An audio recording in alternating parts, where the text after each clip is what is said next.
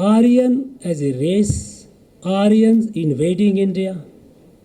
It got so much into literature, so much into it, that we were all, as a student, though in college I studied science, physics, but in school text we all learned this, how Aryan came from outside. Great people, well-known nationalists, great scholars could not escape this Aryan invasion theory because there was so much all around written about Aryan invasions all over. And in this, a lot of our own people also contributed. And I must say that a significant share also goes to archaeologists. Why past is relevant? Why are we talking about Indus civilization today? Why past is relevant? If it is dead and gone, why? It is only academic interest, don't waste time on it. Lakhs and lakhs of people from Tamil Nadu went. Nobody invited them. They went on their own. Railways had to run special trains. A living civilization. What is this Indus civilization, by the way? We know that this civilization was not just along the Sindhu River.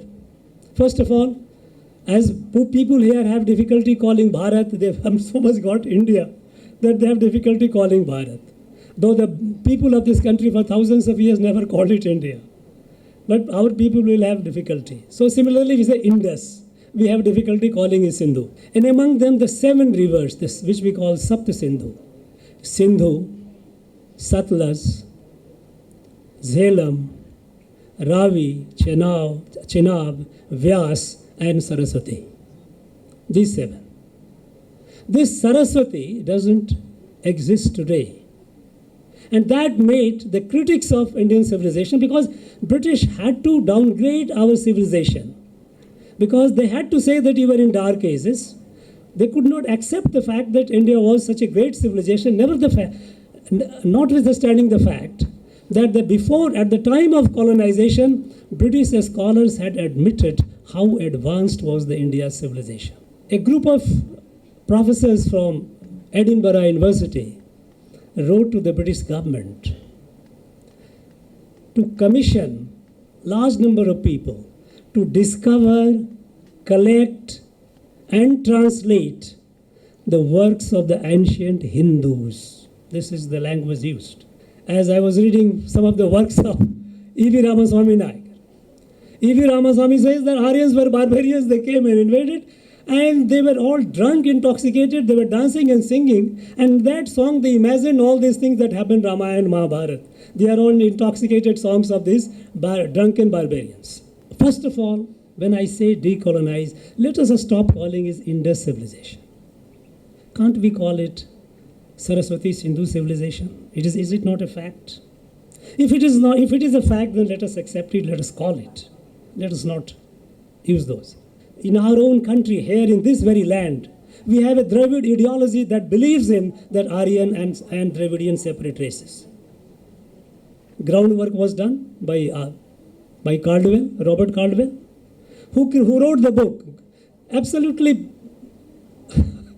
anyone with a critical eye will read it and will find it's all nonsense. Grammar of Dravidian languages. Dravidian languages, not only Tamil, all Dravidian.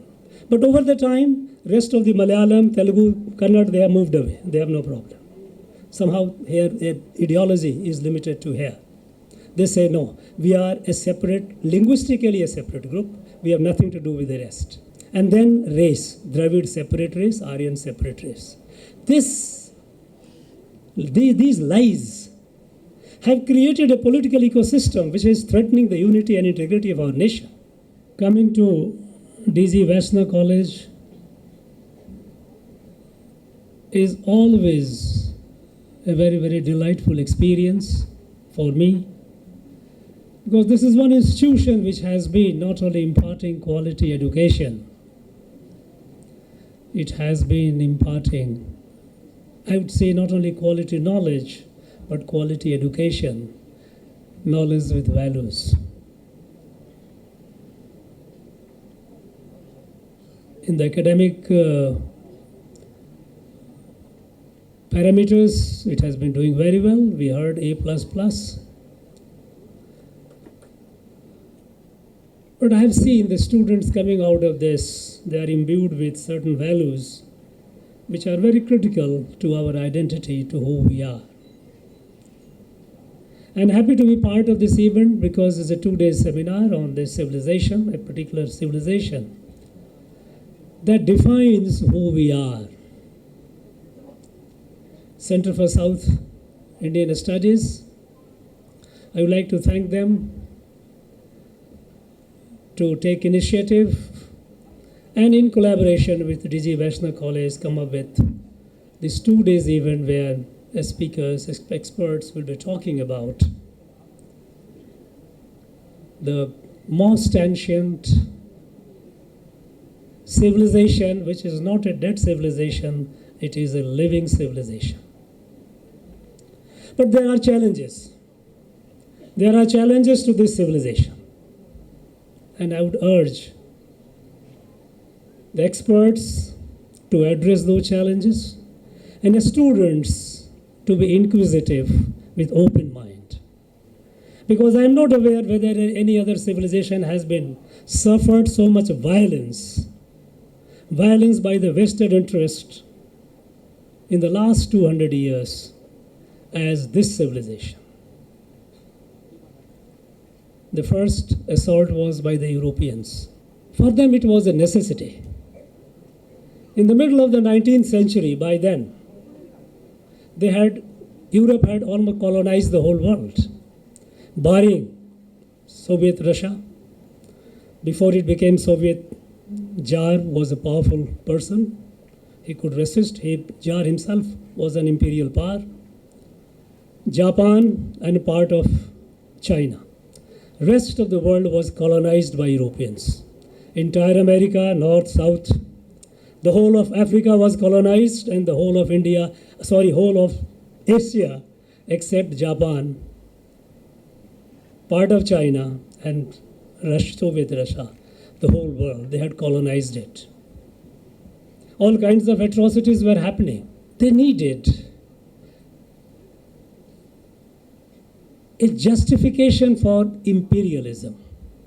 They needed a moral and intellectual argument to justify what they were doing. And I would urge the students to listen it carefully. They needed a moral and intellectual argument to justify imperialism capturing the whole world, annihilating the native people of America, annihilating the people of Australia, colonize the world, suppressing the whole world. And in the quest of that, they came up with two arguments. One, of course, was they said, the moral justification, they said, it was to spread the gospel because the rest of the world was in darkness. So they needed to do that. But other argument which they found was, which began with the 1850-53, when they came up with race theory. Arthur Comte de Gobineau, he wrote 4 volumes, Inequality of Races. He created the first intellectual argument that there are 3 races in the world, white, yellow, and black. And white is the superior race, is the master race. He came up with the argument that all these 3 races had inhabited the different parts of the globe and they immersed in their respective areas. But the white race was the superior race. It was handsome to look at, and it was intellectually the smartest. That unleashed a chain reaction of subsequent enterprises by so-called intellectuals. People started coming up with measuring the skull, what they called cephalic index, the length and the breadth of the skull. People with the vernier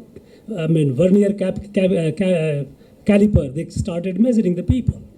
They did it here in our country. You go and see the records in the archives, what all they did, measuring which race you are, to find out races and sub-races. On the back of that came Darwin's theory, a hypothesis which they exalted to the level of a scientific fact. And what Darwin said, the smartest shall survive, and it is the destiny of the weak to perish. As simple as that. His theory of evolution is nothing else than to say that in the evolutionary process, it is the smarter one that survives, and not a smart, dumb one will perish. So perishing the dumb one was a natural, their natural destiny, nothing to worry about it. Now the race theory and the Darwin's evolution theory, which of course Darwin's cousin, Francis Galton, came up with the theory of cultivation of races, eugenics. All this is happening in 1850 onward. That they must have the pure race. Then of course Nietzsche came up with Übermensch, superior man. And who was the superior man among, of course it was the white races. Now in this process, they justified occupying the rest of the world because they said those, in fact Winston Churchill, when the annihilation was going on in Australia, natives were being killed. In America, of course, they had already completely annihilated them. When the questions were raised, Churchill is reported to have said, his most notorious quote, dog in the manger. You know what is manger? The big ball in which the cattle eat. He says, if the dog is sitting in the manger, that doesn't mean that manger belongs to the dog. It belongs to us.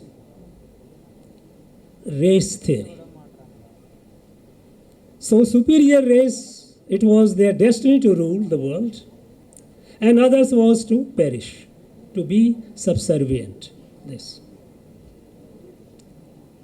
While all this was happening, there was a German, Schliemann. This German was actually a businessman. He used to excavate places and used to dig up things and used to artifacts, old things, antiques, also gold and silver, and used to trade. While he was doing the excavations of city of Troy,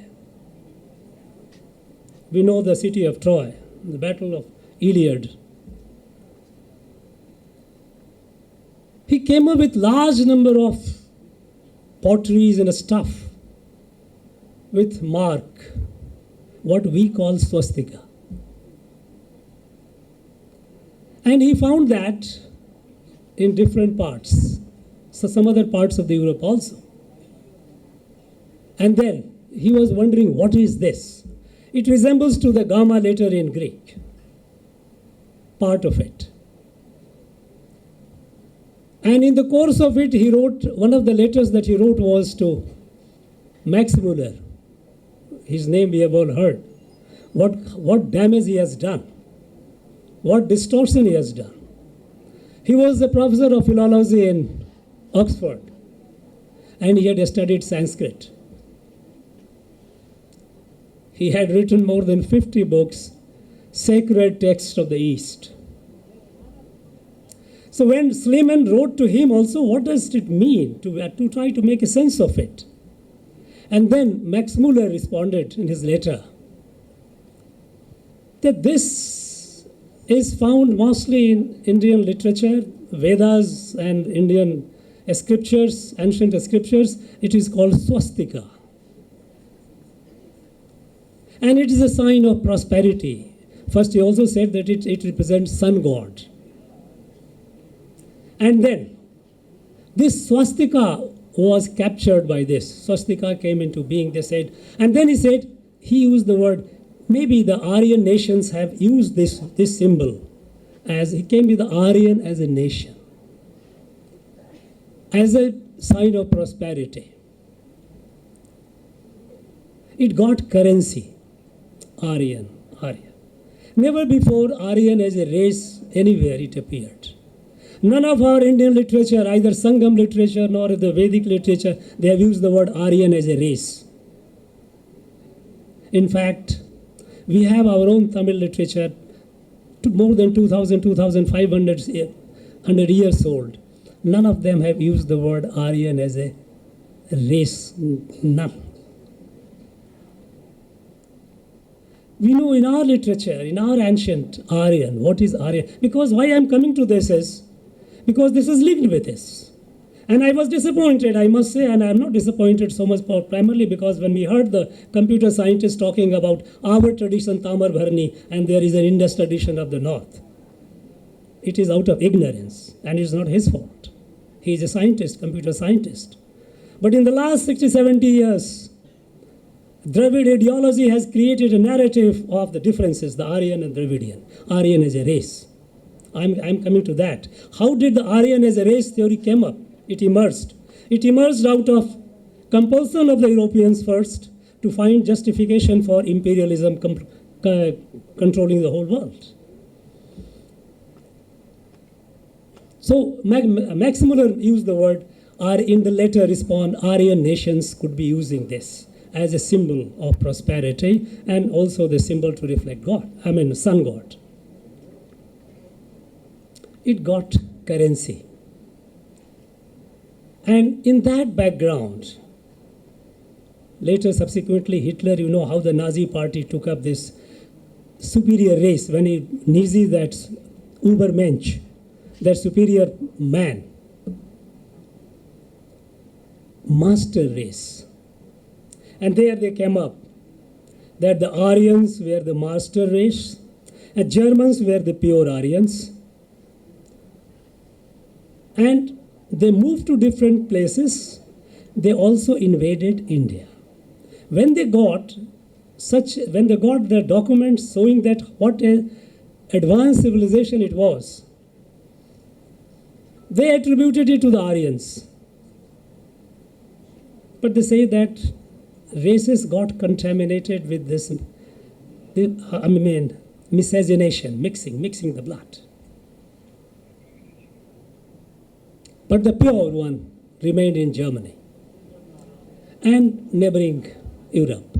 Aryan as a race, Aryans invading India, it got so much into literature, so much into it, that we were all as a student, though in college I studied science, physics, but in school text we all learned this, how Aryan came from outside.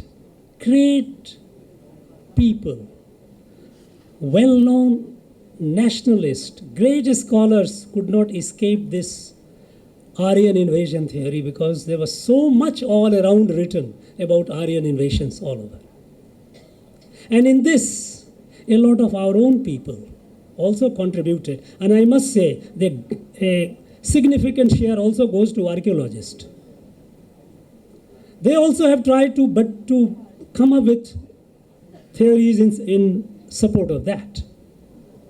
Maybe because the ruling dispensation, why past is relevant? Why are we talking about Indus civilization today?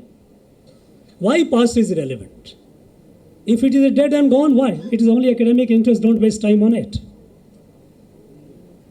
It is relevant because, first of all, this past is a living past. Because if more than 66 crore people went to Mahakumbh, how did they go? Who gave them the invite? Lakhs and lakhs of people from Tamil Nadu went. Nobody invited them. They went on their own. Railways had to run special trains. A living civilization. A living civilization. And this living civilization, which originated from there, it becomes important for us as a nation, as a Rashtra. And we must know about it. And I urge the scholars please decolonize it. Our Prime Minister has given a call, and rightly so, the nation has a call now. One of the Panch Pranes, decolonize ourselves of the last vestiges of colonization. Remove the last vestiges of colonization. When I heard about Indus civilization, and I was hearing the feeble voice of Thiru Kalyanavan's Srinivasa, Saraswati Sindhu civilization. What is this Indus civilization, by the way? We know that this civilization was not just along the Sindhu river. First of all, as people here have difficulty calling Bharat, they have so much got India that they have difficulty calling Bharat. Though the people of this country for thousands of years never called it India. But our people will have difficulty. So similarly, we say Indus. We have difficulty calling it Sindhu. Now, is it a Sindhu civilization alone? Experts are sitting here. They will bear with out and they will discuss about it. This civilization grew along what we call Sapt Sindhu, Saraswati and Sindhu. Our Rig Veda, in the Nadi Shukta, it mentions about 10 rivers from Ganga to Sindhu. From Ganga to Sindhu, we have 10 rivers. And among them, the 7 rivers, which we call Sapt Sindhu. Sindhu, Satluj, Jhelum, Ravi, Chenab, Vyas, and Saraswati. These 7. This Saraswati doesn't exist today. And that made the critics of Indian civilization, because British had to downgrade our civilization. Because they had to say that we were in dark ages. They could not accept the fact that India was such a great civilization, notwithstanding the fact that at the time of colonization, British scholars had admitted how advanced was the India's civilization. But that was in the later part of the 18th century, after the Battle of Plassey, when they started colonizing and capturing the territory. I'll just tell you one letter, how they have described India's civilization. When 1765, when they had taken over the control of Bengal de facto, large number of British scholars started visiting India. They started unearthing, looking into the India's past, and they were completely astounded.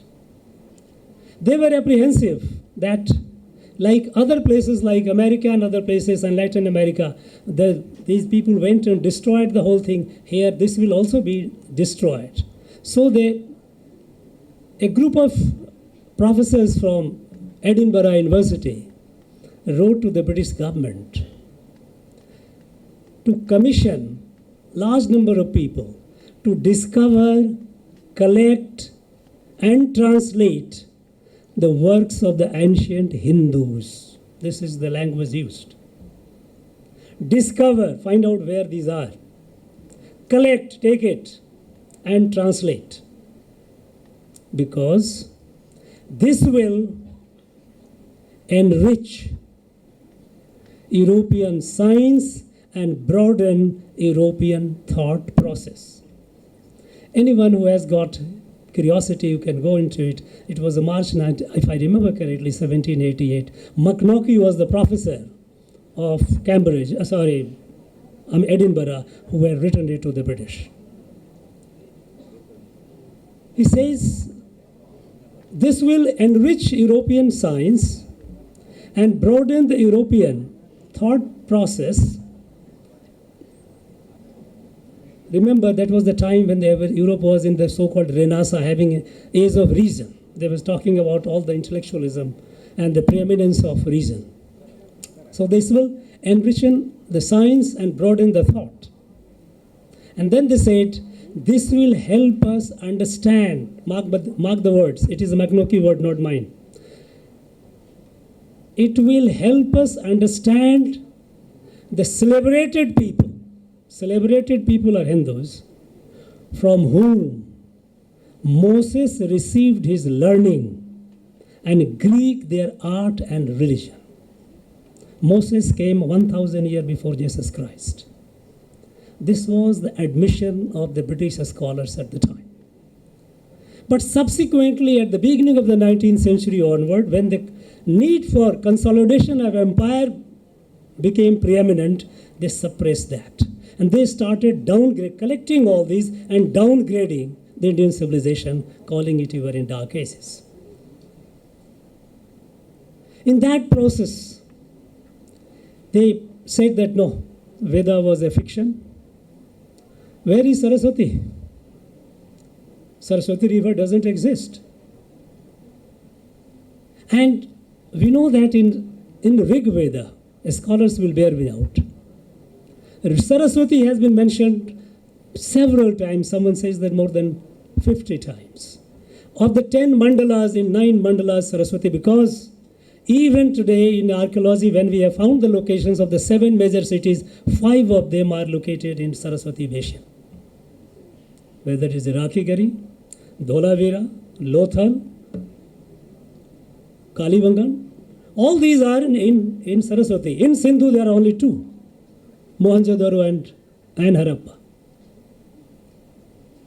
But Saraswati doesn't exist. Saraswati has mentioned, even in Mahabharata. Mahabharata, it mentions about Saraswati in Salya Parva.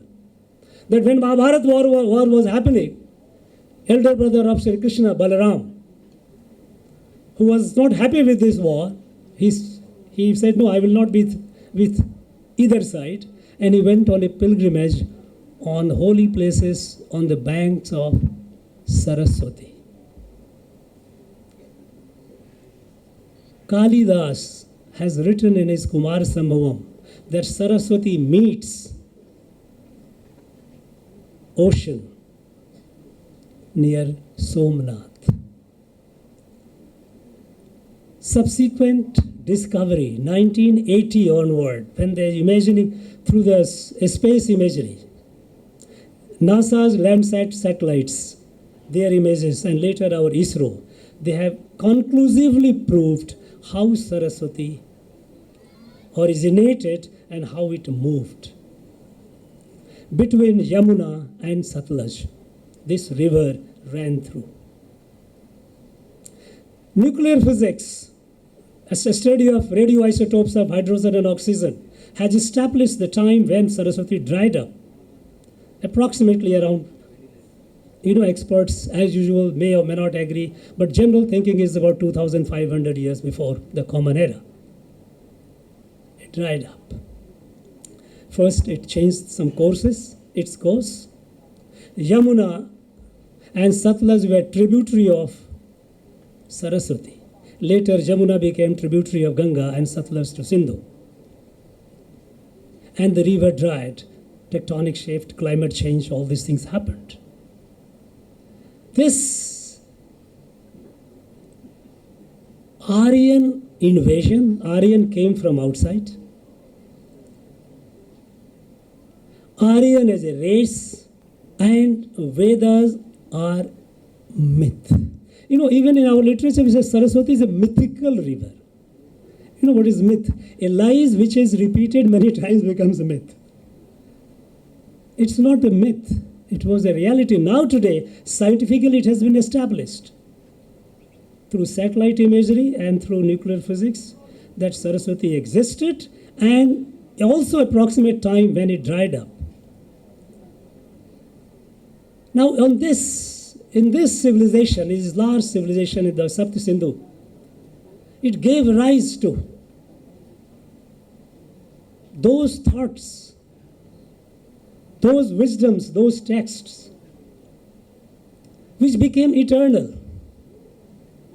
When Vedas gave us the light, that the entire creation is a family, the Creator having created the entire creation is present in every element of the creation. We are all one. Not only humans, the plants and animals, we are all part of the same. Integrally and organically connected. This revolutionary thought was revealed in the Rig Veda during that time. And by the way, the time of Mahabharata and Rig Veda also has been by and large established. Because we know that it has been now established that Rig Veda happened at least 2,000 years before Mahabharata. And Mahabharata happened about 3,100 years approximately. That is the general assessment. And all this has happened not through a speculation, through fixing the planetary position. So not planet, constellation. Planets keep changing. When the modern science, modern astronomy, modern with all these, we have been able to fix it. These are not fiction. These are not stories. As I was reading some of the works of E.V. Ramaswamy Naik, E.V. Ramaswamy says that Aryans were barbarians. They came and invaded, and they were all drunk, intoxicated. They were dancing and singing. And that song, they imagined all these things that happened in Ramayana and Mahabharata. They are all intoxicated songs of these drunken barbarians. Europeans said, no, since there was no Saraswati, there is nothing. Now this, first of all, when I say decolonize, let us stop calling it Indus civilization. Can't we call it Saraswati Sindhu civilization? Is it not a fact? If it is a fact, then let us accept it, let us call it. Let us not use those. Number one. Number two is, it's good. I heard the speaker talking about we have studying the potteries, jewelries, all those things. Wonderful. We must know about it. But the past becomes relevant because the present uses that past to serve its purpose. And there are people who have been serving it. Earlier, the Europeans who used it for their purpose to downgrade us. And now there are people we have in our country. It's not just that Marxist and liberal scholars who have done it, but even in our own country, here in this very land, we have a Dravid ideology that believes in that Aryan and Dravidian separate races. Groundwork was done by Caldwell, Robert Caldwell, who wrote the book. Absolutely, anyone with a critical eye will read it and will find it's all nonsense. Grammar of Dravidian languages. Dravidian languages, not only Tamil, all Dravidian. But over the time, rest of the Malayalam, Telugu, Kannada, they have moved away. They have no problem. Somehow here, ideology is limited to here. They say, no, we are a separate, linguistically a separate group. We have nothing to do with the rest. And then race, Dravid separate race, Aryan separate race. These lies have created a political ecosystem which is threatening the unity and integrity of our nation.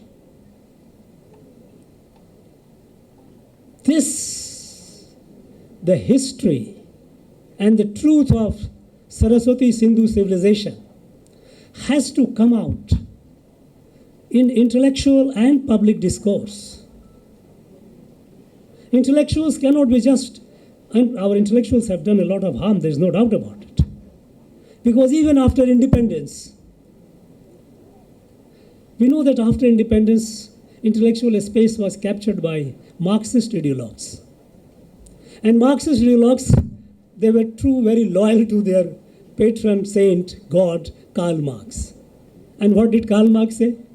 Karl Marx, he wrote in 1852, 20 essays he wrote in New York Daily Tribune, where he said, running theme of all his essays was, British Empire has two tasks in India. Total annihilation of India's social order. Because in India, people, they worship cows and monkeys. And collective is so powerful that it doesn't allow individual to grow fully. Because they believed in individual sovereignty. That is the basis of the Western political thought. Individual is sovereign, collective has no place. Collective is made out of individual through contract. That is a social contract theory. So, Karl Marx said, the British must perform two tasks in India. First, total annihilation of India's social order. Because they are all barbarians. They must be destroyed. And second task, to lay the foundation of Western material civilization.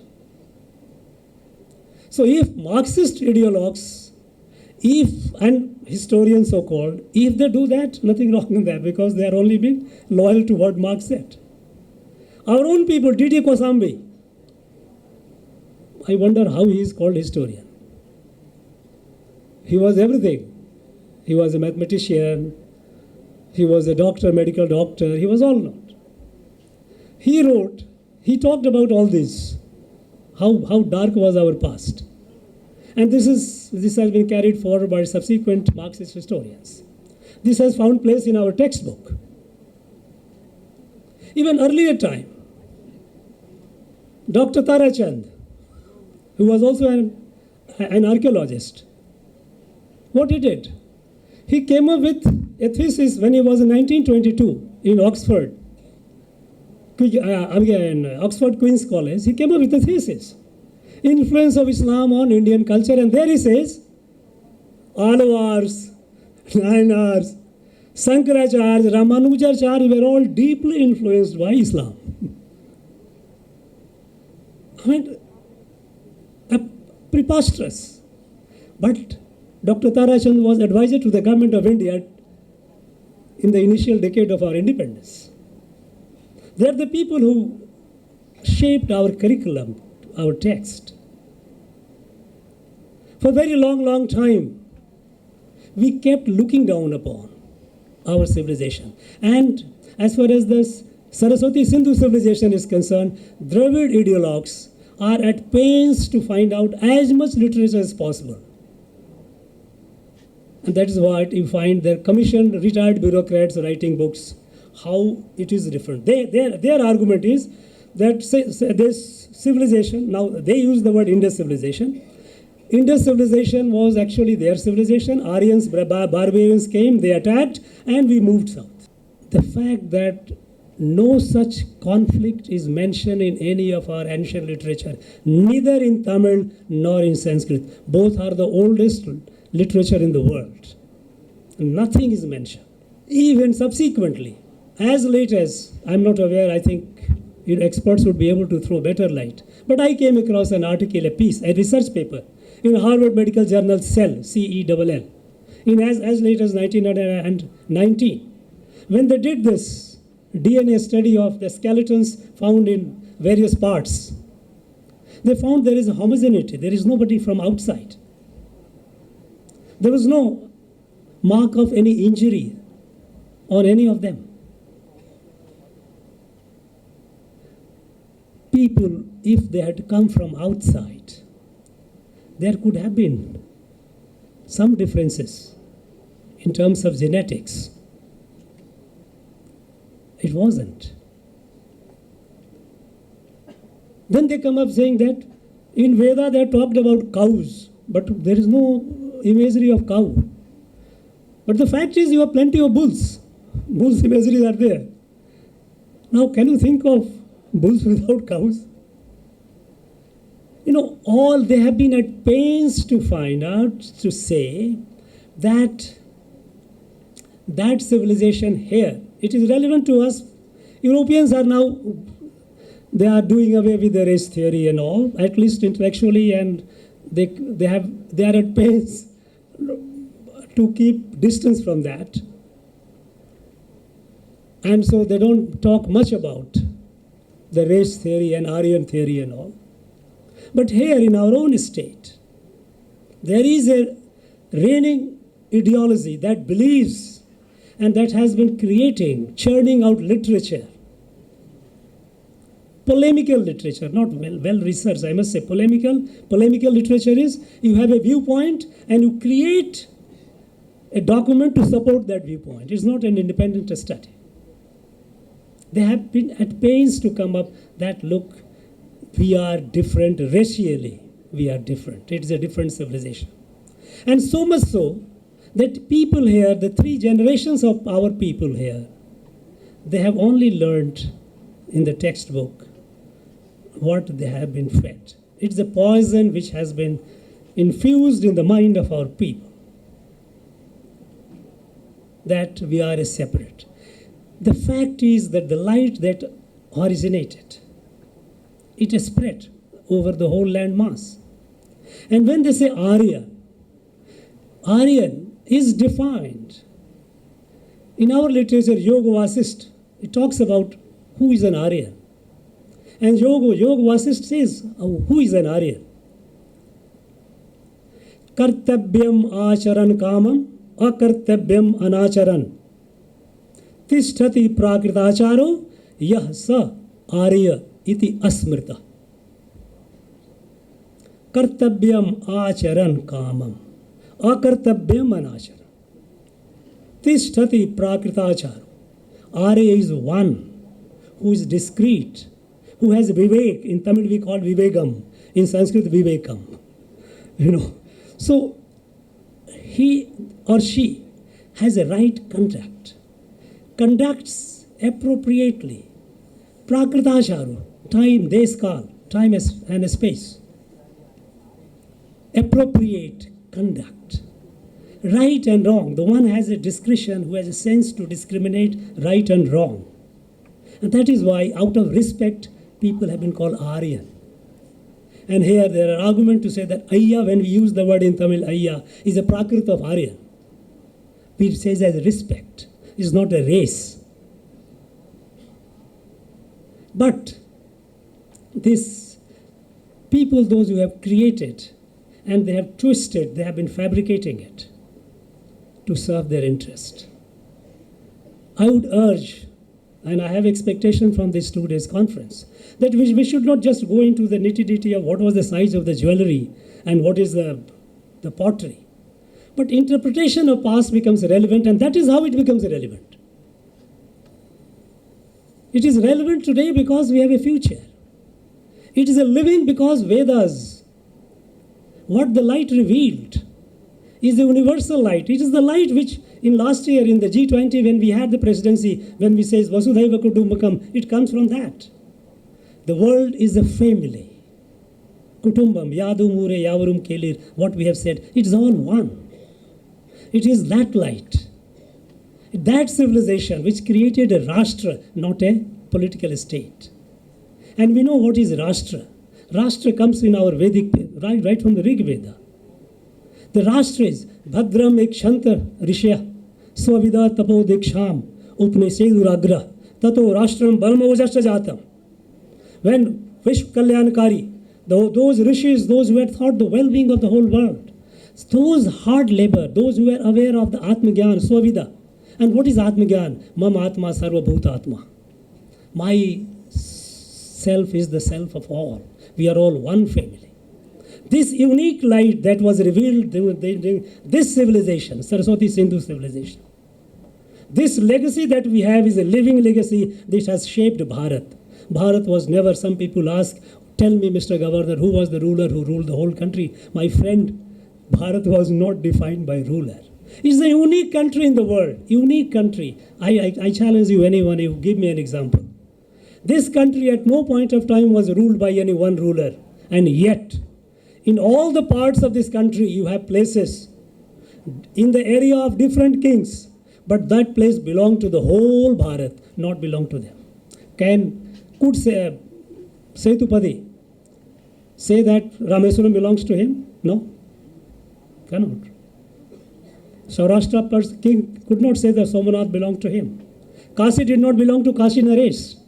All over, through hundreds and hundreds of such places located, which belong to the whole Bharat, it did not belong to that king. And people of every part of the country had equal right there. When people, more than 60 crore people went to Kumbh, can you imagine ever, in the past or even in the future, anybody who is a ruler of that place who is controlling, no, I will not allow anyone to come here take bath. Just not possible. This is Bharat, no other country in the world you have. So Bharat is not a political state, it is a Rashtra. That is why Rashtra is defined in the Veda, that light, the light that came from the Veda, which is spread around, which has shaped our thinking, towards ourselves, towards the nature. That is why in every part of this country you go, traditionally people, they say, when they go and cut the tree, they do the prayer. I have need, so that is why I'm cutting you. I'm sorry, please forgive me. It is only the modern thought, mercantile thought, that we have been destroying this. Our original, the Vedic teachings are that we are all part of the family. They are all divine. Our rivers are divine, our rocks are divine, our plants are divine, animals are divine, every being is divine. It's an expression of divinity. And today, when the world is in crisis, when the world is fighting on the verge of the threshold of destroying itself, this light is needed. That is why at the time of independence, Rishi Aurobindo, he had said, now the time has come to take this light to the rest of the world. Because Bharat, this light came to this area, this Saraswati Sindhu civilization area. It did not come just for itself. It didn't come just even for Bharat. It came for the whole world. Because we must live in harmony. We must coexist together happily. So we have an obligation. Bharat has an obligation, and when today Bharat is rising with a clear sense of a goal that we must be a fully developed country. We must be a samartha country. We must be a capable country. Because if you are weak, this knowledge was there with us for thousands of years, but people didn't listen to us. Until 10 years back, whenever India spoke, people didn't take us seriously. Today it is not the case. Today when Bharat speaks, the whole world listens. It listens because we are becoming more and more capable. We have the confidence. And that confidence that comes is confidence from the continuity, civilizational continuity. We are not people who have created ourselves since yesterday or since 1947. No. Minimum 7,000 years. Because if we say that the Vedas were 2,000 years before Mahabharata, and about 3,000 plus is before the Common Era, then obviously nearly 7,000 years minimum. It's a continuous civilization, a living civilization. And this civilization has to be rescued from the onslaught of vested interests who have tried to downgrade and downplay us. The country must rise, Bharat must rise and it is rising with a sense of selfhood, self-pride. And to restore that pride, this civilization is crucial. We have to debunk all that, all the violence that has been caused to this civilization. And we must do it right from using the term. We shouldn't be shy of calling it Saraswati Sindhu civilization. It is important to know about the details of it, but it is more important to interpret it in the context of today, so that it leads our path to tomorrow, a better tomorrow. And that is what is needed today. And that is what would be the expectation from these 2 days seminar. I am sure scholars will raise the issue, will take it forward. Students will ask critical questions. Please do that. Make this a churning so that the nectar of truth comes out of it, so that our path is cleared. All the obstacles that are here and there, they are removed. It must have a purpose. It cannot be purposeless. And I am sure these 2 days, it will serve the purpose. I have no doubt about it. I wish this conference very, very success, very, very, very, very productive, fruitful. Thank you very much. Jai Bharat.